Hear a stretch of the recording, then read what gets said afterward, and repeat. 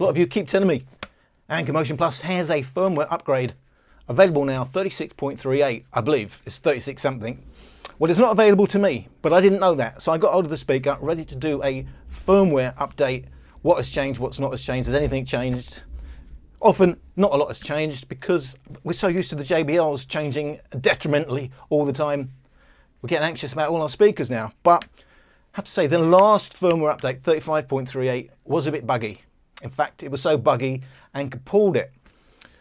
They said they would fix it with a 36.38.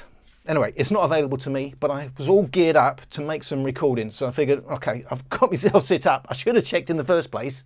Is it available to me? Well, it wasn't. So I figured, what's the other thing you keep asking me about this speaker? Keep asking me about my EQ settings.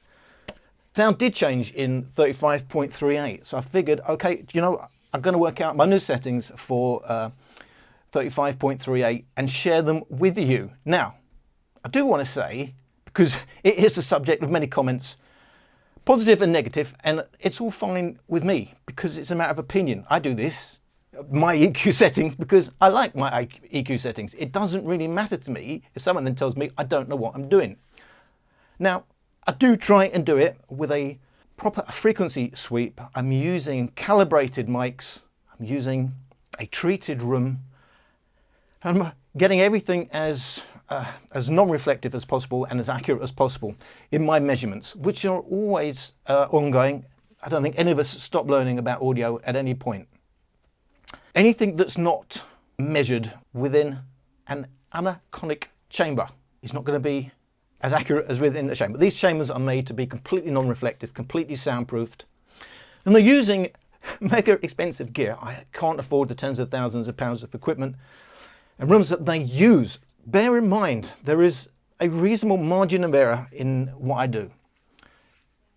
Yes, it would be more accurate outdoors where it's completely non-reflective, but even then you still have issues, especially when it comes to the bass. But as long as you bear in mind, it's an indication. So I'm not saying when I show you my EQ measurements, I'm not saying that's the last word in my EQ measurements and there's no room for error. There clearly is. It is not an exact science. I can't do outdoor measurements because I live in central London. There is nowhere with a big enough open space where I'm not going to be surrounded by noise well over the ambient that I get within my own property, which is normally around under 30 decibels, which is about as good as I'm going to get in quite a non-reflective room. I'm trying to standardize it as much as I can. I'm just saying, bear in mind, this is a guide, and I'm not saying this is the most accurate in the world. Bearing that in mind, I start by running frequency sweeps. They are sweeps and it's not pink noise.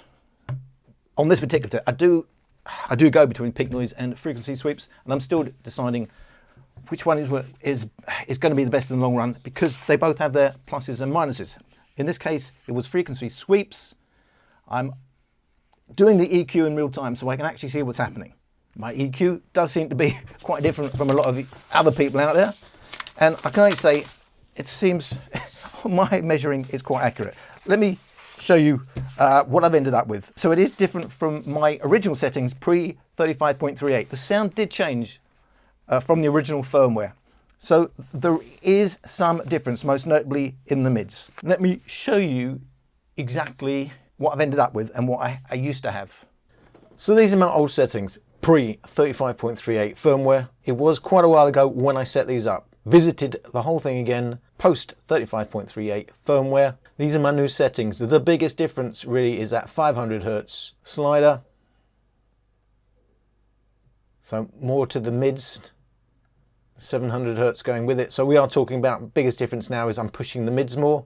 And my flat settings, really only changing the 8 kilohertz slider, but those tweeters do get very sharp. So on my preferred settings, it's down slightly. So it's going to be a matter of taste. And as far as the bass, I'm pushing it a lot. Strictly speaking, 80 Hertz, absolutely flat. On my testing, 0 decibels. So I'm pushing both 80 and 150 Hertz, 6 decibels, strictly speaking, from flat to my own settings. Again, matter of preference. I like it like this. It fills out the bass. Nothing wrong with that. Well within what you'd expect anyway from equal loudness curves. So my setting, flat setting. The mids, I'm not changing at all from flat, except that I have changed them from old firmware. If you still find it a bit too on the sharp side, which some people do, I would suggest bringing that 8 kHz slider down even more. But I think the key is the 8 kHz slider. If you're not happy with the amount of upper bass, you can still bring that upper bass slider right down and leave the 80 Hz at 6 decibels. On my measurements, and I'm using reasonable gear, but it's not the tens of grand you can spend to do this if you are a mega company. So there is a reasonably large margin of error in these measurements. However, I think that I'm quite happy that they're quite accurate. This is what it looks like on a frequency response chart. Recorded at 60% volume, my flat settings, but that does mean 3 dB at 80 Hz. I think that's still pretty flat. I'm saying I'm leaving it at 3 dB because the difference between that and 0 dB is only small. And of course, equal loudness curves tell us we want more bass. It's still flat with 3 dB, but if you want the strictest settings that I can get, 80 Hz at 0 dB, that is pretty flat. Even with that 3 dB, 80 Hz, plus or minus 3 decibels, 60 Hz, 13.5 kilohertz, that's pretty flat. But my personal preferred settings with my EQ, if I'm more bass heavy, I'm taking that 8 kHz slider down a notch, just a little bit easier on my ear. That 8 kHz slider is the key for me if it's a little bit too sharp. And whereas I had minus 3 decibels for the 150 Hz mark, I'm now around 3 decibels, 6 decibels higher. It just fills out the lower mids and the upper bass a bit more warmth. Personally, I do like that. It's going to be a matter of taste. So that's what I've ended up with. Those are my settings. That's what it looks like on my frequency testing. The only thing that matters in the real world is what does it sound like. I'm going to give you, first of all, a quick comparison against default mode on this, which is bass up, and then against flat and my current, what I think is flat, and against my current preference settings, which isn't flat, it's my personal preference. Do bear in mind, a lot of this is down to the room you are in. So I'm assuming, first of all, you're indoor.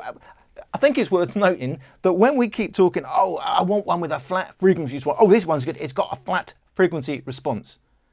The only reason people seem to prefer the testing when they do these testing, it does the market research. Most people prefer a flat sounding speaker because it's not flat in your room. So it assumes you're going to have a reasonably well-treated room, still going to have reflections, and it's going to give a bit of a boost where you most need it. Bear in mind, equal loudness curves, you do not hear all frequencies the same. People prefer turning up the bass and the high end. And then it sounds to the ear as though, because your ears don't hear a flat frequency response. I mean, in actual fact, it's quite interesting. Your ears actually do the smoothing. I know a lot of people say, oh, you've smoothed your chart. Well, that's because approximately your ears do a third smoothing. So you don't really hear big, very narrow dips and peaks in the music. So it doesn't have to be perfectly flat. It's just those peaks need to be quite narrow. Your ears do smooth it out, and we all hear it different. So I'm just saying, while we're still arguing about, well, that's better because it's flat, it's because when you listen to it in a room, it's not actually flat, which is why when you get headphones, they all go on about the Harman curve. The Harman curve is about a flat sounding speaker in a quite a well-treated room, but it no longer sounds flat. It would be flat if you went outside, and then you'd find it was quite boring and you'd be turning up the bass. I'm just saying that because this is not an exact science, this is about opinions, it's about you liking a speaker. This is my comparison. How heavy is that? Light work with the bass on the track, on my face to the back like I'm taking a slap. I need a drink, but it's straight from the tap. And I'm hating the slack, couple man stand around like the hate in the gaff. Please start talking that trash, cause the vibes in the front all the way to the back.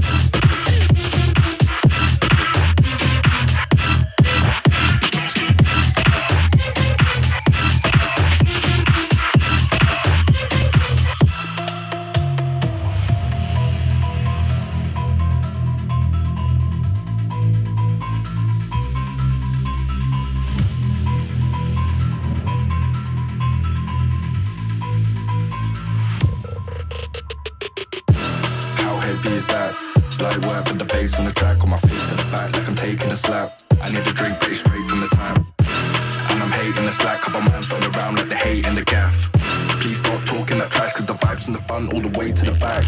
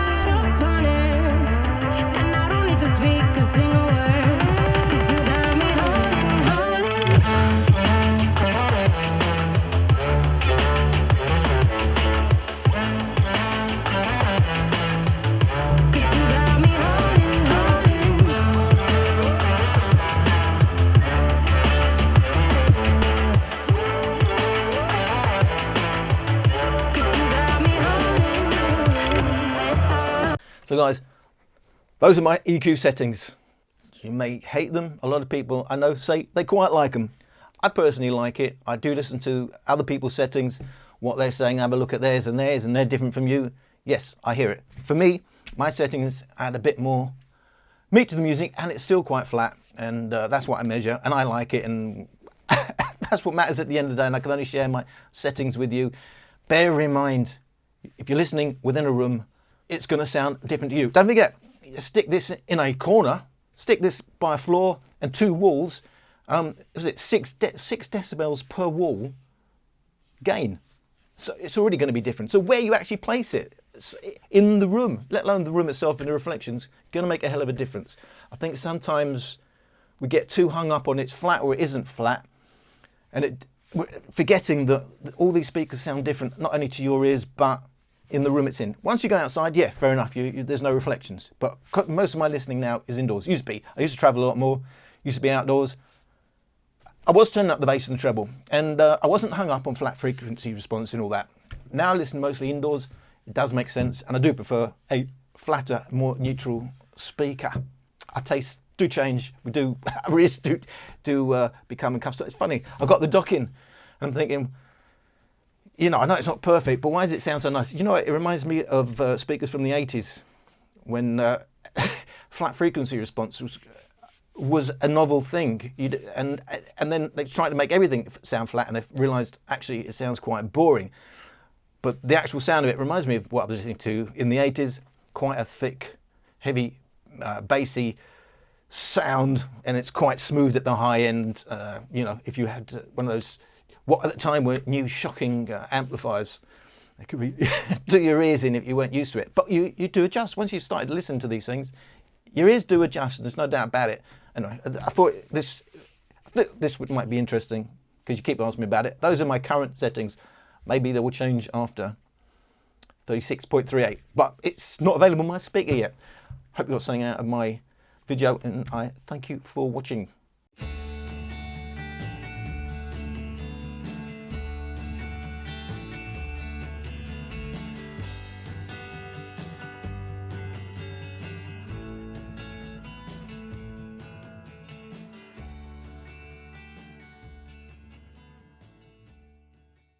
UK